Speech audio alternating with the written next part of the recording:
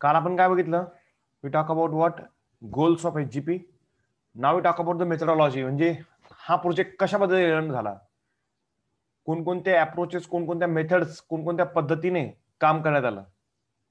बघा मग पहिलं काय केलं त्यांनी, there are 2 major approaches to complete this project. हा प्रोजेक्ट कम्प्लीट करायसाठी त्यांनी 2 अप्रोचेस समोर ठेवले. 2 पद्धतीने हा प्रोजेक्ट कम्प्लीट करायचं ठरवलं. एक म्हणजे काय बेटा, एक म्हणजे काय होतं, एक्सप्रेस सिक्वेन्स टॅक्स. काही सायंटिस्ट लोकांचं म्हणणं होतं की आपण काय करू, एक्सप्रेस सिक्वेन्स टॅक्स ESTs वर फोकस करू. आता ESTs म्हणजे काय हो सर?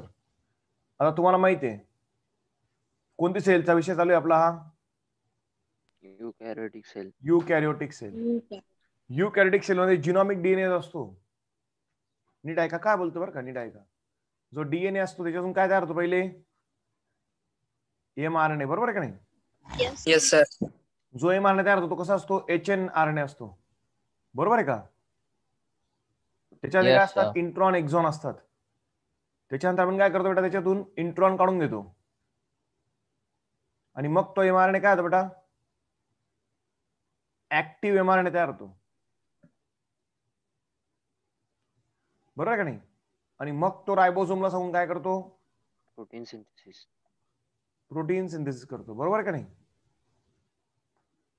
याचा अर्थ काय बेटा, याचा अर्थ युकॅरियोटिक सेल मधून मध्ये जेव्हा mRNA पासून, डीएनए पासून जेव्हा mRNA तयार होतो तेव्हा डीएनए मध्ये काही सिक्वेन्स अशा असतात ज्या काय बेटा एक्सप्रेस होत नाही, बरोबर आहे का नाही?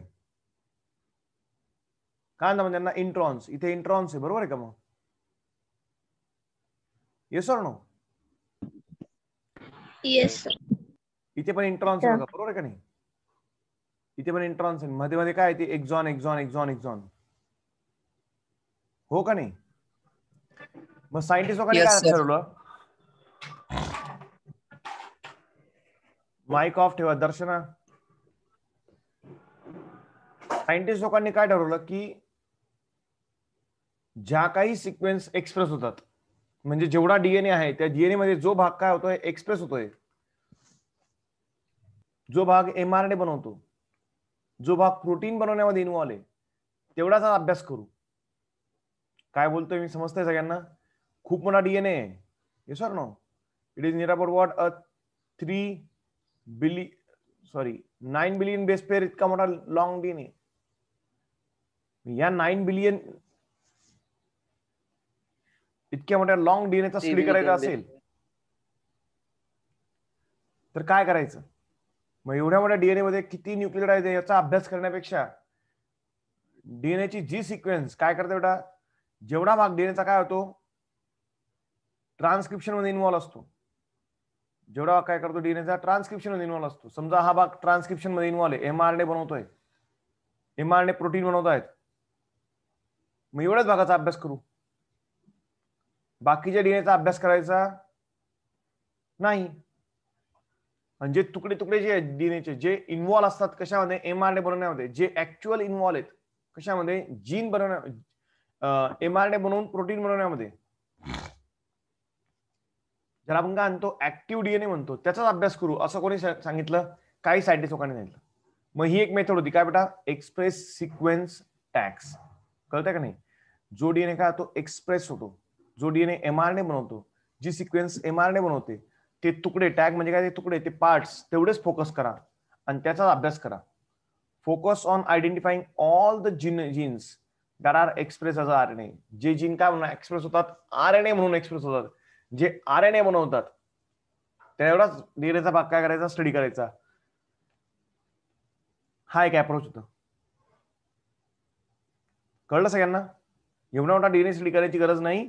जो डीएनए mRNA बनवणार आहे, जो डीएनए RNA बनवणार आहे, जो पुढे जाऊन प्रोटीन बनवेल, जो पुढे जाऊन tRNA बनवेल, जो रायबोसोमल RNA बनवेल, मग जो डीएनए काय बेटा, जो डीएनए काय करतो सांगा, काय करतो? ऐकू येते का सगळ्यांना? Yes sir. प्रेरणा ऐकू येते का? Yes, sir. भक्ती, Yes, sir. लेक्चर झाल्यावर फोन कर मला जरा भक्ती, ठीक आहे? सगळ्यांना ऐकू येतंय का? हो मी काय सर. बोलतो समजतंय का सगळ्यांना? Yes, sir. मग काय सांगितलं मी? ज्या डीएनएच्या सिक्वेन्स काय होतात बेटा एक्सप्रेस होतात तेवढ्याच अभ्यास करायचा, एवढा मोठा डीएनए स्टडी करायची गरज नाही.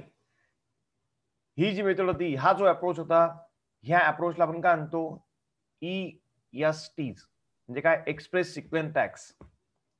बाकीच्या सायंटिस्ट लोकांचं म्हणणं काय नाही नाही सिक्वेन्स अनोटेशन म्हणजे काय सर, जशी असेल तशी, जिथून सुरू होईल तिथून जिथे एंड करेल तिथे पूर्णच्या पूर्ण सिक्वेन्स स्टडी करायची.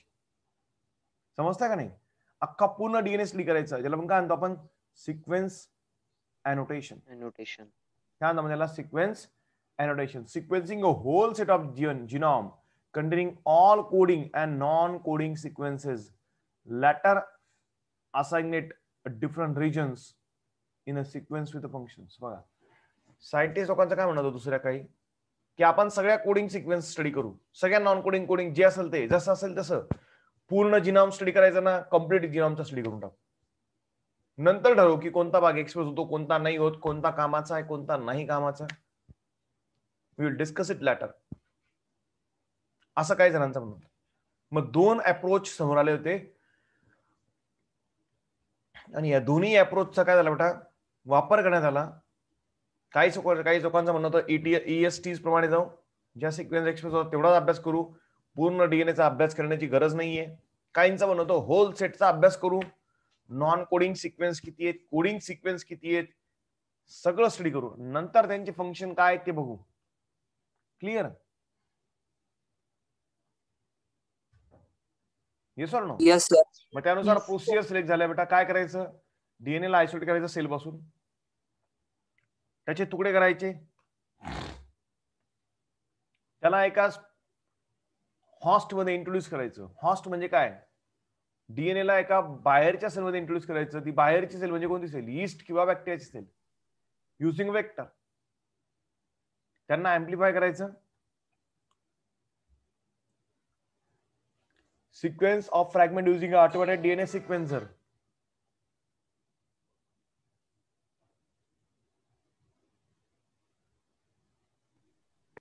एक मिनिट जरा. काय ग? सर मी नेहा बोलती. हम्म. सर ते लिंक कनेक्ट नाही होते.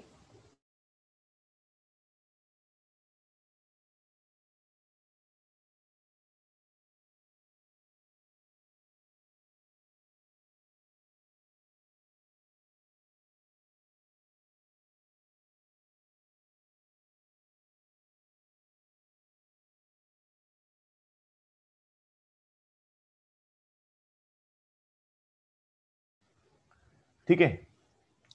काय म्हणत त्यांचं? डीएनए ला आयसोलेट करा सेल पासून, तिचे तुकडे करा with the help of enzyme. एक एन्झाईम असतो ज्याचं नाव काय? Restriction endonuclease.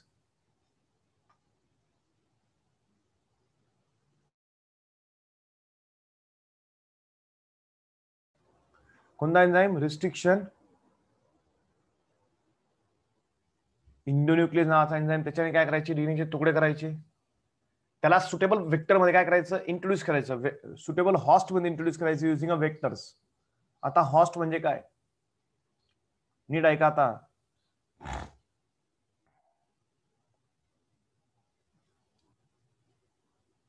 आता डीएनएचे तुकडे बरोबर आहे. डीएनएचे काय बेटा? फ्रॅगमेंट्स आहेत, बरोबर आहे का?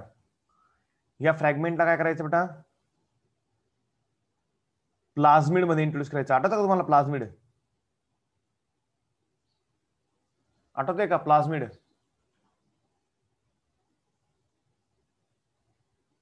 अरे प्लाझमिड आठवतंय का सगळ्यांना? प्लाझमिड म्हणजे काय? Hello hello. Yes, sir. Yes, sir. ऐकू येतंय का सगळ्यांना? Yes, sir. Yes, sir. Plasmid आठवतंय का Yes, शब्द? sir. प्लाझमिड नाही माहिती? प्लाझमिड काय असतो? Yes, sir. माहिती. काय मग? सर बॅक्टेरियामध्ये ते सेल मध्ये प्रेझेंट राहतं. बॅक्टेरियल सेलमध्ये असलेला तो काय एक्स्ट्रा क्रोमोझोमल डीएनए.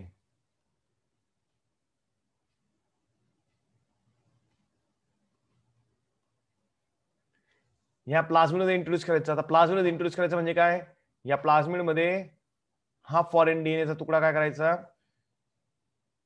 हा फॉरेन डीएनएचा तुकडा याच्यात इंट्रोड्यूस करायचा, म्हणजे याच्यात चिटकवून द्यायचा. क्लिअर.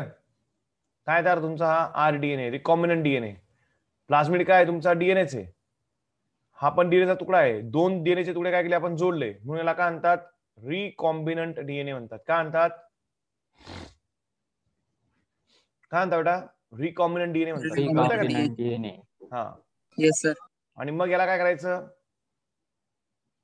ह्या प्लाझ्मिडला काय करायचं, बॅक्टेरियल सेलमध्ये इंट्रोड्यूस करायचं. कोणाला इंट्रोड्यूस करायचं, बॅक्टेरियल सेलमध्ये.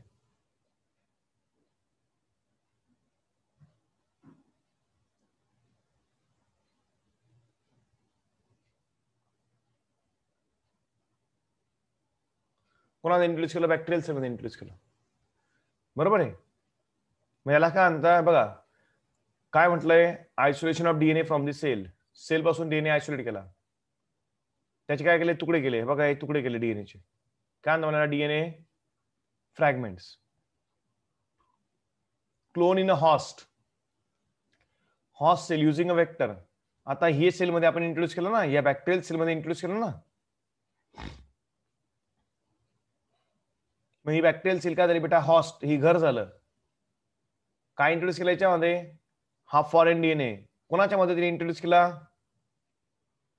प्लाझ्मिडच्या मदतीने इंट्रोड्यूस केला. मग प्लाझ्मिड काय झाला बेटा, इथे वेक्टर. जो कॅरी करतोय तो कोण असतो, वेक्टर. जो कॅरी करतो तो कोण असतो बेटा, वेक्टर. समजलंय का. वेक्टर म्हणजे काय बेटा, एक प्रकारचं मीडियम, माध्यम, ज्या माध्यमातून तो फॉरेन डीएनए काय होतो, त्या हॉस्ट सेलमध्ये टाकला जातो. कळतंय का नाही. अरे सगळ्यांना कळतंय का.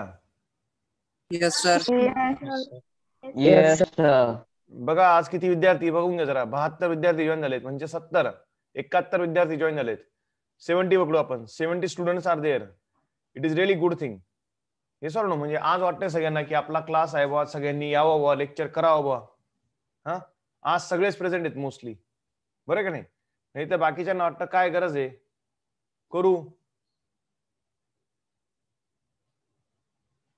बरं का नाही. तरी 3-4 नगिने आहेत आपले अजून, जे अजून पण टेन्शन घेत नाही. चालू ज्यांचं ठीक आहे, बघू त्यांच्याकडे. बघा मग कळलं का सगळ्यांना. हा प्लाझ्मिड जो आहे याला काय म्हणू आपण, मग बेटा याला म्हणू आपण वेक्टर, की जो काय करतोय, जो या फॉरेन डीएनएला, या फॉरेन डीएनएला, या तुकड्याला काय करतोय बेटा, इंट्रोड्यूस करतोय कोणामध्ये, हॉस्ट सेल मध्ये. म्हणजे कोणती सेल बेटा, बॅक्टेरियल सेल मध्ये घुसवण्याचा प्रयत्न करतोय. कळलं. Yes sir. Yes or no. Yes sir. अरे समजतंय का. Yes sir. Yes sir. Yes बघा सर. आता ही हॉस्ट सेल नीट आहे का बघा. ही सेल काय केलं बेटा, सेल डिव्हिजन. ही सेलने काय केलं, सेल डिव्हिजन केलं. आता हा फॉरेन डीएनए तिच्यामध्ये गेलेला आहे का नाही, हा प्लाझ्मिड तिच्यामध्ये गेलेला आहे का नाही. हा एकच आहे, हा तुकडा एकच होता आपल्याकडे, बरोबर का नाही. आता ही सेल जेव्हा काय करेल बेटा,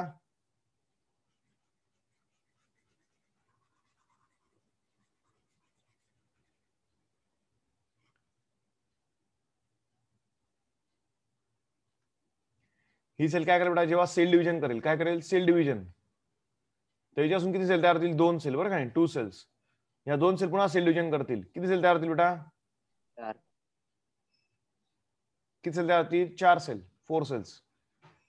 मग या 4 सेल मध्ये हा फॉरेन डीएनए राहील का नाही. मग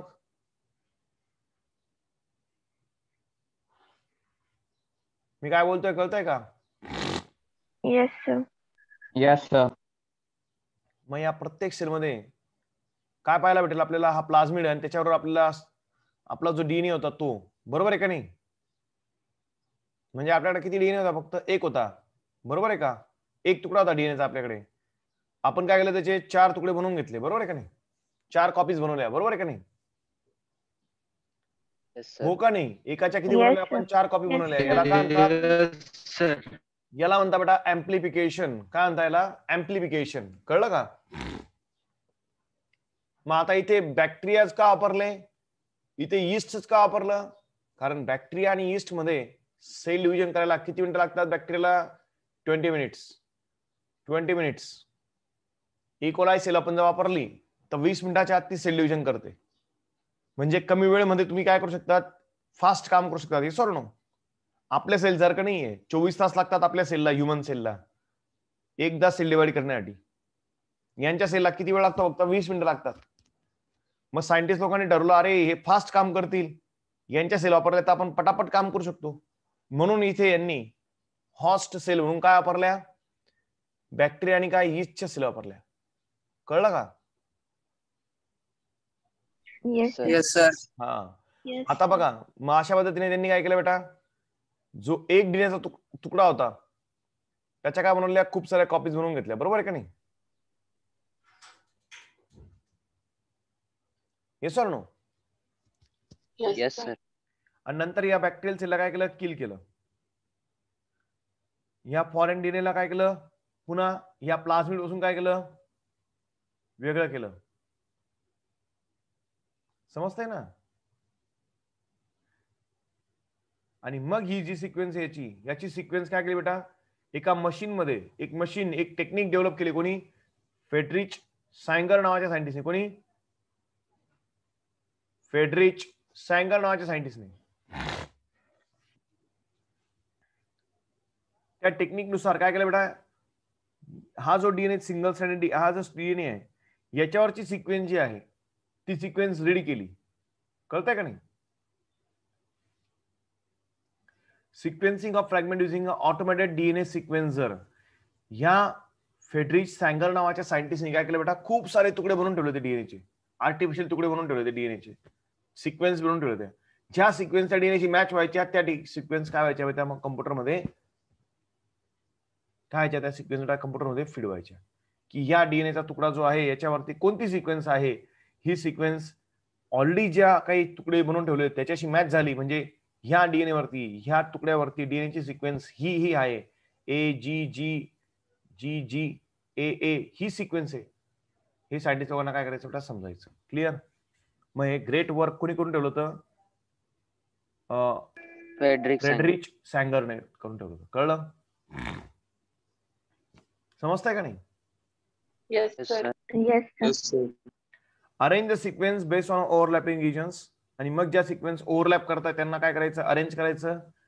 आणि alignment of sequence using a computer program. आणि मग पूर्ण जे सिक्वेन्स आहेत या सिक्वेन्सला जोडून एक मोठी सिक्वेन्स तयार करायची. या पद्धतीने सिक्वेन्सिंग करणं, या पद्धतीने डीएनएची सिक्वेन्स तयार करणं, समजून घेण्याचं काम सायंटिस्ट लोकांनी सुरू केलं होतं. क्लिअर? Yes, sir. Yes, कळालं का sir. काय बोललो मी? Yes, sir. Yes, sir. आता याच्यात एक सगळ्यात महत्त्वाचा Yes, मुद्दा, तुम्हाला एचजीपी वरती बोर्ड एक्झाम मध्ये क्वेश्चन येण्याची शक्यता जास्त आहे. तुम्हाला मी आत्ताच बोललो. काही या चॅप्टरचे हायलाइटिंग पॉइंट्स आहे बेटा ज्याच्यामध्ये खूप वेळेस एक्झाम मध्ये विचारलं जाण्याची शक्यता असते. Yes or no? जे क्वेश्चन रिपोर्ट होतात तुम्हाला बोललोय मी, डीएनए रेप्लिकेशन वरती क्वेश्चन येऊ शकतो. ते सायंटिस्टचे जे एक्सपिरियन्स आहेत त्याच्यावरती छोटे छोटे क्वेश्चन येऊ शकतात. This chapter is very very important for board exam, for CET, for NEET. सगळ्या प्रकारच्या एक्झाम साठी हे चॅप्टर काय खूप जास्त महत्वाचं, लक्षात ठेवा. कळतंय का नाही सगळ्यांना? Yes, sir. Yes, sir. HGP प्रोजेक्टची सिक्वेन्स, एचजीपी प्रोजेक्टची प्रोसिजर, सॉरी सिक्वेन्स नाही, प्रोसिजर. एचजीपी प्रोजेक्ट हा एक महत्वाचा पॉइंट आहे. त्यामुळे नाही समजलं तर विचारून घ्या. आणि याच प्रमाणे याच सिक्वेन्सने काय करायचं बेटा? लिहायचे आपण. कळतंय ना? बोर्ड रायटिंग मध्ये पेपर लिहिताना सुद्धा आपण जे फ्लोचार्ट वापरतो ते फ्लोचार्ट जरी काढले, या सिक्वेन्सने जरी तुम्ही लिहिलं प्रोसिजर ऑफ एचजीपी, तरी समोरच्याला समजेल की तुम्हाला माहिती आहे एचजीपी काय. You will not going to read each and every word. कळालं का? मग ऑटोमॅटिक डीएनए सिक्वेन्सर हे कोणी डेव्हलप केलं होतं? फेडरिच सॅंगर मेथड, फेडरिच सॅंगरने डेव्हलप केलं होतं. Clear? Yes or no? Yes. Procedure Yes, समज. sir. Yes, sir. बघा आता इथे दिसतंय बघा तुम्हाला काय केलंय बेटा. इथे ही लिव्हरची सेल आहे, या लिव्हरच्या सिरीजचा काय काढला, डीएनए काढला, बरोबर का नाही. याचे तुकडे बनवले सगळे. या तुकड्यांना काय केलं बेटा, जिनॉमिक सॅम्पल सिक्वेन्सिंग मशीन मध्ये टाकलं, जे फेडरिक सेगरने बनवली होती. त्या मशीन मध्ये ते सिक्वेन्स काय आली बेटा, रीड झाली. त्या सिक्वेन्स सगळ्या जोडल्या गेल्या आणि एक मोठी सिक्वेन्स तयार झाली. मग अशा लिव्हरच्या सेल, अशा ब्रेनच्या सेल, अशा आईच्या सेल, अशा किडनीच्या सेल, अशा हार्टच्या सेल, अशा सगळ्या वेगवेगळ्या प्रकारच्या सेलचा अभ्यास करण्यात आला. कोणत्या मेथडने, ह्याच मेथडने जी मेथड आपण सांगितली. समजतंय का नाही. मग एक ग्रेट सायंटिस्ट कोण होते, हे होते बेटा फेडरिक सॅंगर. यांनी ती सिक्वेन्स शोधून काढली होती. Has develop a method for sequencing the amino acid on the protein. बघा, ह्या फेडरिक सॅंगरने ते तर केलंच, यांनी अजून काय केलं, sequencing of amino acids in protein.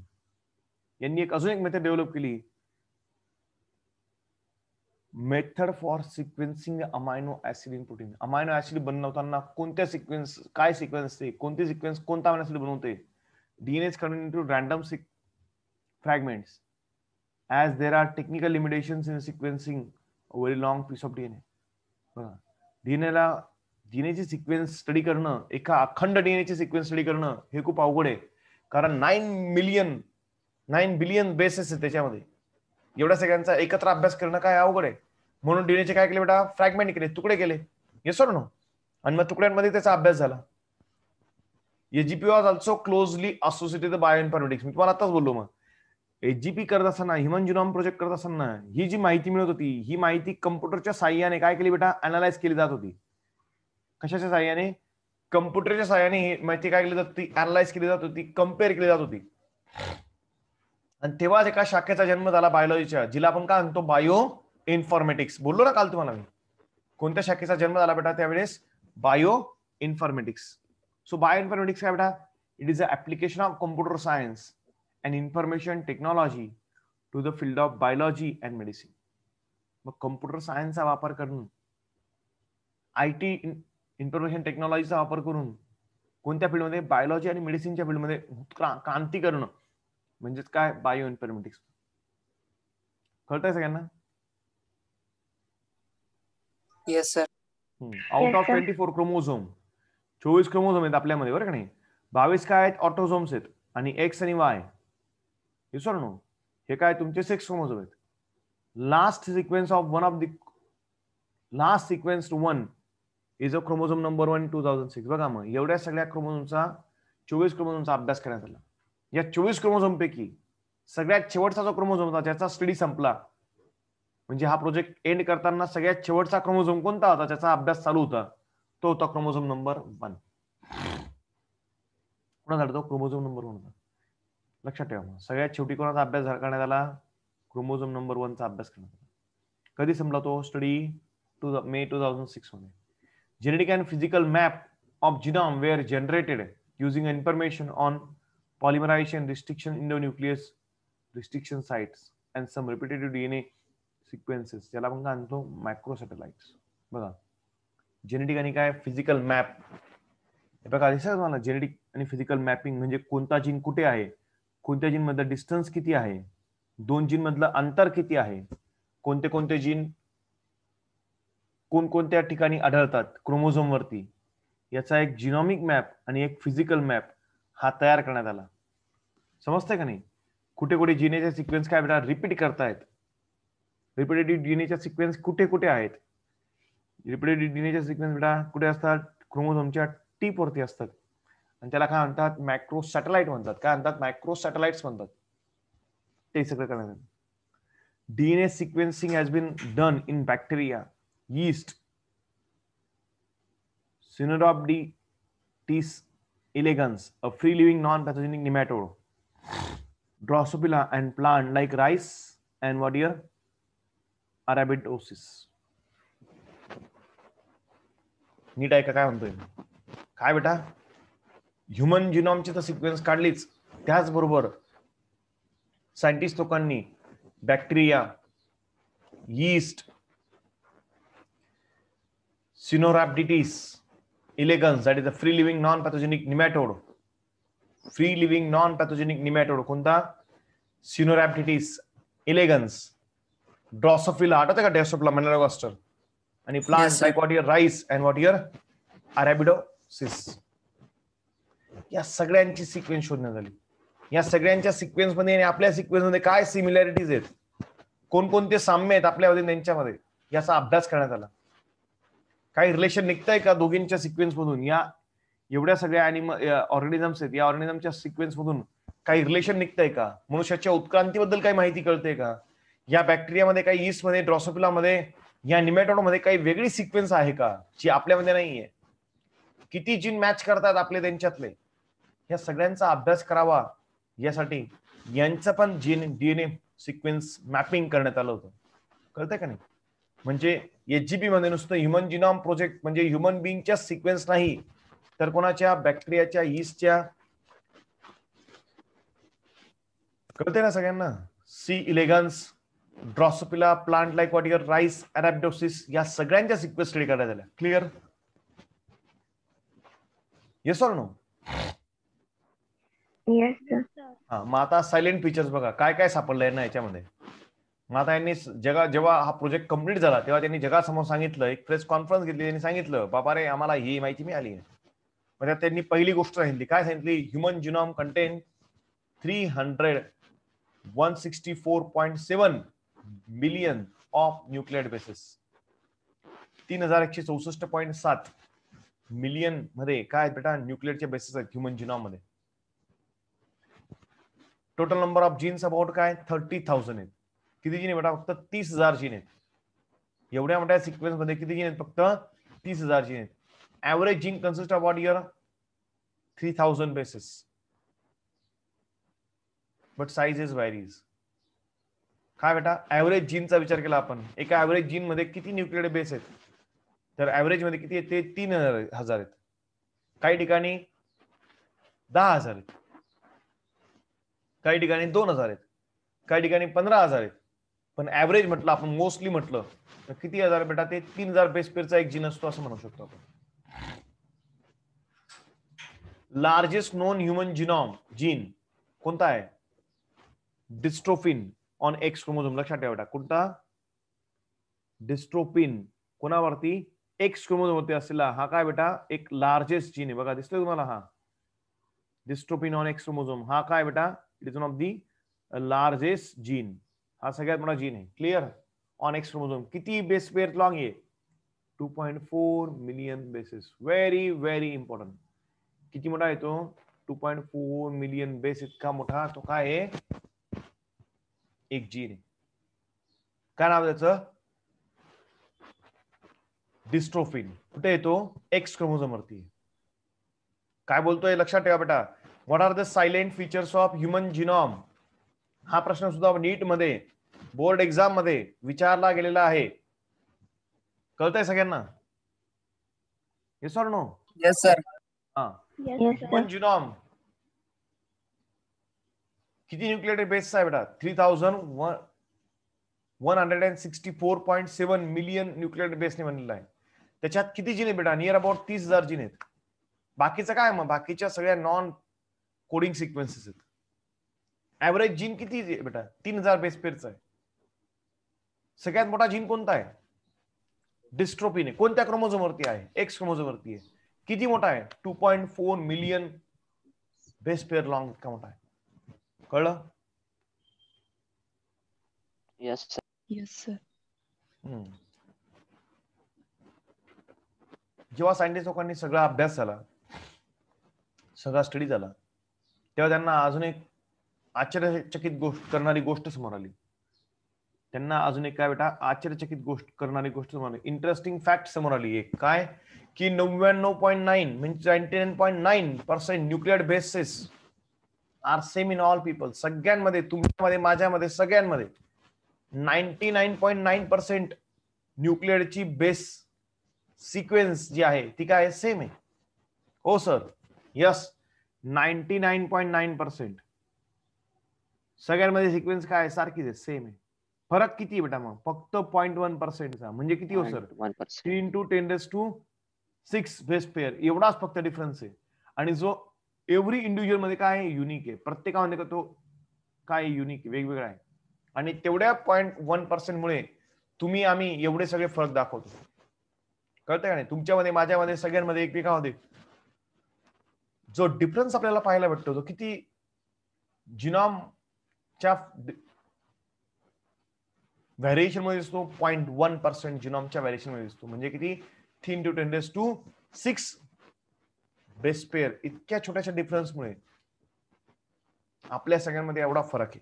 पण आपण सगळे काय आहोत? ह्युमन बिंग आहोत. समजतंय का नाही? 2006 पर्यंत बेटा 50% जीन्सचं function over a function of 50% of the genes R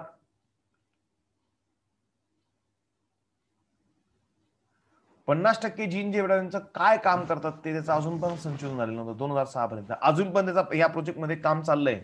माझ्या मते आता ते 70% पर्यंत आलं असेल.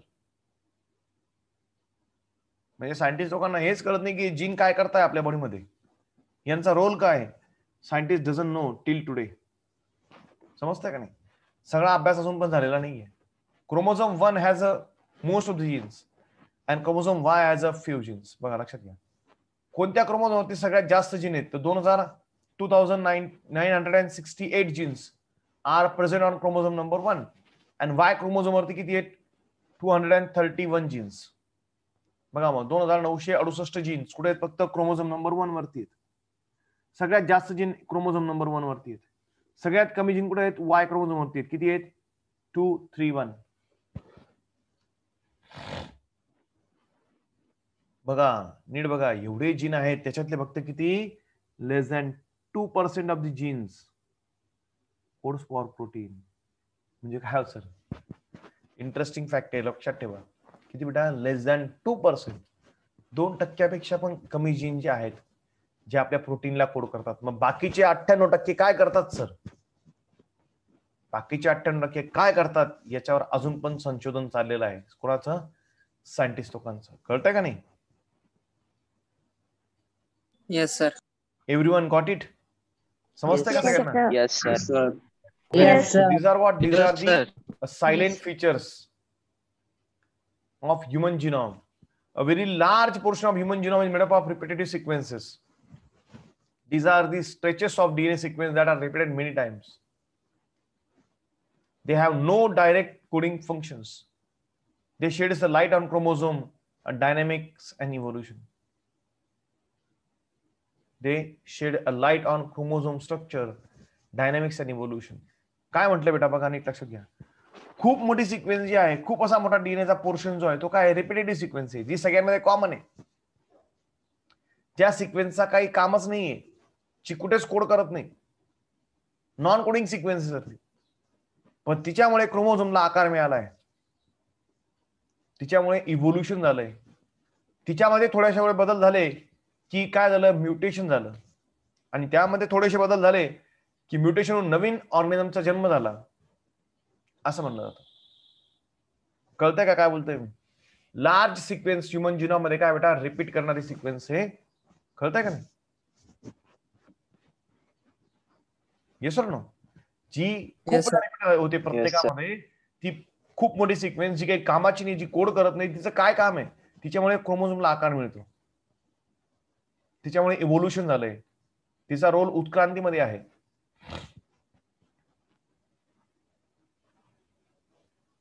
रिजॉईन करा सगळ्यांनी.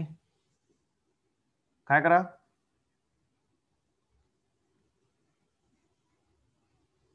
रिजॉईन करा.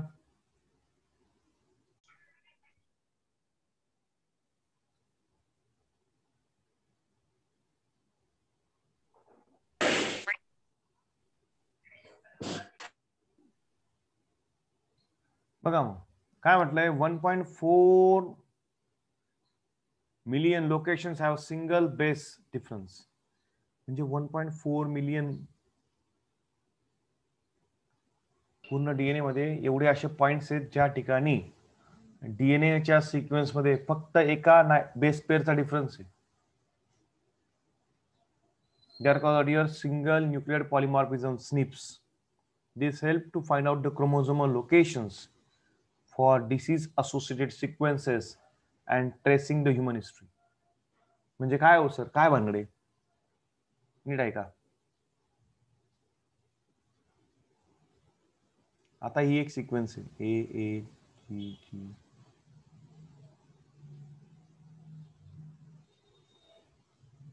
बरोबर आहे, ऐकू येते का सगळ्यांना? आणि ही दुसरी सिक्वेन्स Yes, sir.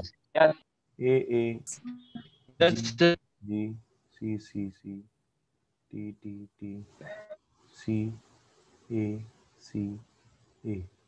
आता बघा ही सिक्वेन्स बघा आणि ही सिक्वेन्स बघा, दोघींमध्ये फक्त या ठिकाणी ए आहे आणि या ठिकाणी काय आहे सी आहे. दोन्ही सिक्वेन्स काय आहेत रे मग?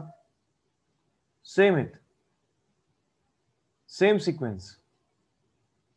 ओनली डिफरन्स काय आहे? Only there is a one difference.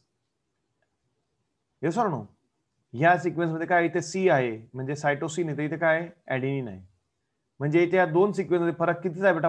फक्त वन न्यूक्लिओटाइडचा, बरं का नाही? एका सिंगल न्यूक्लिओटाइडचा काय आहे? काय बेटा? डिफरन्स आहे. Yes or no? कळतंय का? Yes, sir. कितीचा डिफरन्स आहे बेटा? फक्त एका न्यूक्लिओटाइडच्या सिक्वेन्सचा डिफरन्स आहे. Yes or no? न्यूक्लियोटाइड. हा, बाकी सगळं सेमच आहे. मग जेव्हा सायंटिस्ट लोकांनी पूर्ण ह्युमन डीएनएचा स्टडी केला तेव्हा त्यांना काय कळालं? 1.4 मिलियन जागा अशा आहेत, एवढे काय बेटा 1.4 मिलियन काय आहेत असे लोकेशन्स आहेत ज्याच्यामध्ये काय न्यूक्लिओटाइडचे सिक्वेन्स सारख्याच आहेत, फक्त एका याचा डिफरन्स आहे. इथे जसा एक डिफरन्स आहे तसे असं एक नाही, त्यांना किती सापडले? 1.4 मिलियन्स लोकेशन म्हणतो बरं का. अशा पूर्ण डीएनए मध्ये 1.4 मिलियन लोकेशन सापडल्या जिथे फक्त आणि फक्त कशाचा डिफरन्स आहे? एका न्यूक्लिओटाइडच्या सिक्वेन्सचा, एका न्यूक्लिओटाइडच्या डिफरन्स आहे. आणि याला आपण काय म्हणतो? Single nucleotide polymorphism. म्हणजे दोन्ही सारखेच आहे का नाही? हो, फक्त फरक कशामुळे? एका सिंगल न्यूक्लिओटाइडमुळे. सिंगल न्यूक्लिओटाइड पॉलिमॉर्फिझम म्हणतो आपल्याला. काय म्हणतो आपण याला? Single nucleotide polymorphism. समजतंय का? SNPs म्हणतो. Yes, sir. आणि या सिक्वेन्सवरून सायंटिस्ट लोक विचार करतायत की चला आपल्यामध्ये बाकीच्या अॅनिमल मध्ये काय फरक आहे? आपल्यामध्ये एवढी सिक्वेन्स मध्ये एकच याचा फरक आहे, ह्या एका फरकामुळे आपण वेगळे आहोत का? काय याच्यावरनं ते बाकीच्या अॅनिमलची जी सिक्वेन्स निघाली, जसं तुम्हाला बोललो, ड्रॉसोफिलाचं चेक केलंय, बॅक्टेरियाचं बघितलंय, यीस्टचं बघितलंय, येस ऑर नो? राईस प्लांटचं बघितलंय, निमॅटोडाचं बघितलंय. मग या सिक्वेन्स बाकीच्या ऑर्गॅनिझम्स मध्ये या सिक्वेन्स त्यांच्यामध्ये आपल्यामध्ये काय फरक आहे? म्हणजे आपली हिस्ट्री, आपली इव्होल्युशन हे जिनॉमिकच्या पद्धतीने आपण स्टडी करू शकतो का? काय काय कोणकोणत्या ठिकाणी बदल झाले आपल्यामध्ये, कोणकोणत्या सिंगल SNPs मध्ये आपल्यामध्ये बदल आहे, त्यांच्यामध्ये कोणते आहेत, काय फरक आहे, याचा अभ्यास सायंटिस्ट लोकांनी सुरू केला या ह्युमन जिनॉम प्रोजेक्ट मध्ये. कळतंय का नाही? बघा मग काय म्हटलंय? About 1.4 million locations has been having a single based DNA difference. They are called as what here? SNS, SNPs, single nuclear polymorphism or SNPs. They help to find out the chromosomal location for disease associated sequences and tracing the human history. ह्या ज्या sequence आहेत, या sequence वरून आपल्याला कळतं की sequence खूप ठिकाणी रिपीट झालेली आहे, फक्त एक छोटासा डिफरन्स आहे. याच्यावरून आपण क्रोमोझोम मध्ये काही प्रॉब्लेम आहे का? एखाद्या क्रोमोझोम मध्ये डिसीज आहे, त्या डिसीजमुळे एखाद्या जीन मध्ये म्युटेशन आहे, त्या म्युटेशनमुळे तो आजार झालाय, मग तिथली SNP बदलली का? याचा अभ्यास करून आपण या आजारांवरती काय करू शकतो? स्टडी करू शकतो. Clear? And tracing the human history, आणि ह्युमन हिस्ट्रीला आपण काय करू शकतो? ट्रेस करू शकतो. कळालं सगळ्यांना? या पद्धतीने हा एवढ्या मोठ्या लेवलचा हा एक्सटेंड झाला. कोणता? ह्युमन जिनॉम प्रोजेक्टचा. काय काय होतं मग एकदा फास्ट सांगतो. ह्युमन जिनॉम प्रोजेक्ट मध्ये जो स्टडी करण्यात आला त्याच्यातून काही इम्पॉर्टंट फीचर्स, काही इम्पॉर्टंट कॅरेक्टरिस्टिक त्यांना सापडले. ह्युमन जिनॉम मध्ये किती न्यूक्लिओटाइड्स? मग 64.7 मिलियन न्यूक्लिओटाइड बेसेस आहेत. अबाउट 30,000 काय आहेत? जीन्स आहेत. Yes or no? त्याच्यातले फक्त ऍव्हरेज जीन किती आहे? 3000 बेस पेअर लॉंग इतका आहे. सगळ्यात मोठा जीन कोणता आहे? डिस्ट्रोपिन ऑन एक्स क्रोमोझोम. किती मिलियन बेस पेअरने बनला आहे? 2.4 मिलियन बेस पेअरने बनलेला आहे. त्याच्यानंतर 99.9% सगळ्यांमध्ये सिक्वेन्स काय? सेम आहे. Only difference of what? 1%. म्हणजे किती? 3 to 10⁶ बेस पेअर, एवढाच फक्त डिफरन्स आहे प्रत्येकामध्ये.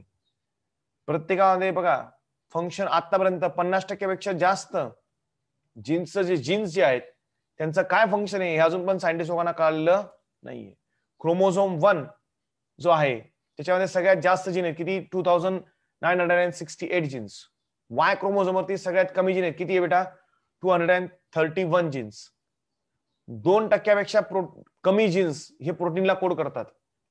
म्हणजे 30,000 जीन मध्ये 2% पण कमी जीन काय करतात प्रोटीनला कोड करतात. सगळ्यांमध्ये बेटा very large portion of human genome is made up of what your repetitive sequences. बघा दिसतंय तुम्हाला या हे बघा ही sequence GATA GATA GATA GATA एका माणसामध्ये GATA GATA एवढी आहे बरं का. 8 वेळा रिपीट झाली आहे. एकामध्ये किती वेळा रिपीट झाली ती 9 वेळा रिपीट झाली आहे. एकामध्ये किती वेळा रिपीट झाली आहे 10 वेळा रिपीट झाली. बघा इथे 9 टाइम्स रिपीट आहे इथे 10 टाइम्स रिपीट आहे. येस और नो. कोणती सिक्वेन्स आहे GATA कळतंय का. मग ह्या काय आहेत या आहेत रिपीटेटिव्ह सिक्वेन्सेस. काय बेटा रिपीटेटिव्ह सिक्वेन्सेस. यांचा काही कोडिंग मध्ये फंक्शन नाही पण they are responsible for what your giving A forming a structure dynamic and evolution of human beings. त्याच्यामध्ये त्यांचा रोल आहे. त्याच्यानंतर 1.4 मिलियन लोकेशन असे जिथे काय सिक्वेन्स सगळी सारखी फक्त एका सिंगल बेसचा काय डिफरन्स आहे. यांना आपण काय म्हणतो स्निप्स सिंगल न्यूक्लियर पॉलिमॉर्फिझम्स. क्लिअर. आणि याच्यावरनं या सिंगल पॉलिमॉर्फिझम SNPs वरनं काय करू शकतो आपण एखादा आजार कसा डेव्हलप होणार आहे. आता एखाद्या आजारामध्ये सिक्वेन्स काय ती चेक करू शकतो. ट्रेसिंग द ह्युमन हिस्ट्री कशी आहे याचा आपण अभ्यास करू शकतो. Clear. So this is all about what your human genome project. कळालं सगळ्यांना. Yes, sir.